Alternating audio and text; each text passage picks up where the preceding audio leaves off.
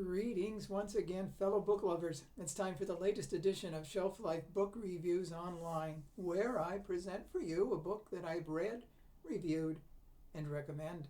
And today's book is The House Beyond the Dunes by Mary Burton.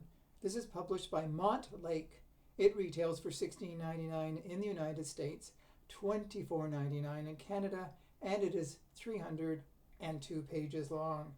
This is a most fascinating psychological thriller. So if you like psychological books where you're constantly guessing, then add this book to your must-read list. The book revolves around Lane McCord. She's had a rough life. She was in foster care for much of her life, but now she is trying to get her PhD in psychology. And she's, let's just say she's having trouble meeting people and having relationships. But she meets Kyle Iverson, and he is a psychologist. Now, the two hit it off, and they date for a very short while.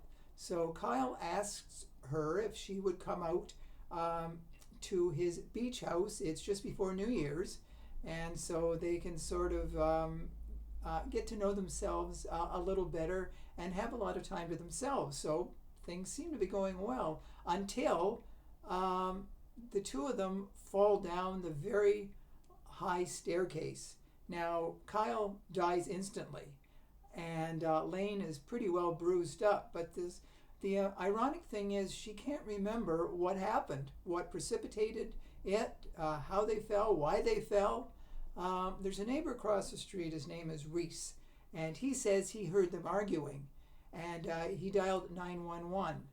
So he factors into the situation as well too.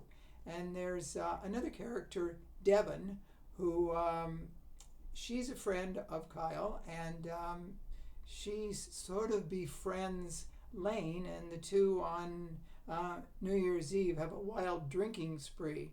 But there's something else going on in the area.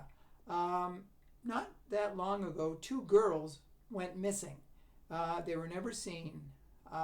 And suddenly, Lane is getting messages sent to her cell phone, and the sender is unknown. But she's sending along the diary of Stevie Palmer.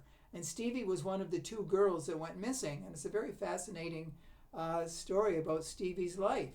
And apparently Kyle was a suspect, that the two missing women knew Kyle very well. So the question is, what was Kyle? Did we really know what he was like? And when he died, was there something else going on? Now, Detective Becker enters the picture, and he's as relentless in his questions for Lane to try to get the truth, because he thinks that she had something to do with him falling down the stairs. So there's a lot of questions, but not quite as many answers until you get deeper into the book and you find out that some people are not who they appear to be. So if you're looking for a really, really intense psychological thriller where there's a lot of scheming going on, but the uncertainties outweigh what we really know. But it's the diary that is the key. And the ending is rather a shocking twist, let's put it that way. It's not what we expected, how it was going to end. Some of you might have figured it out, but I think the majority will be saying, oh, I never saw that coming. So The House Beyond the Dunes is definitely very highly recommended. So if you do purchase the book, please let me know if you do agree with my review. So as always, I thank you for watching. If you haven't subscribed to my channels yet, please do so. I'm all about books, and there's lots more book reviews to come. So until we meet again, as I always say, stay safe, stay sane, stay in touch, and I will see you at the bookstore. Bye for now.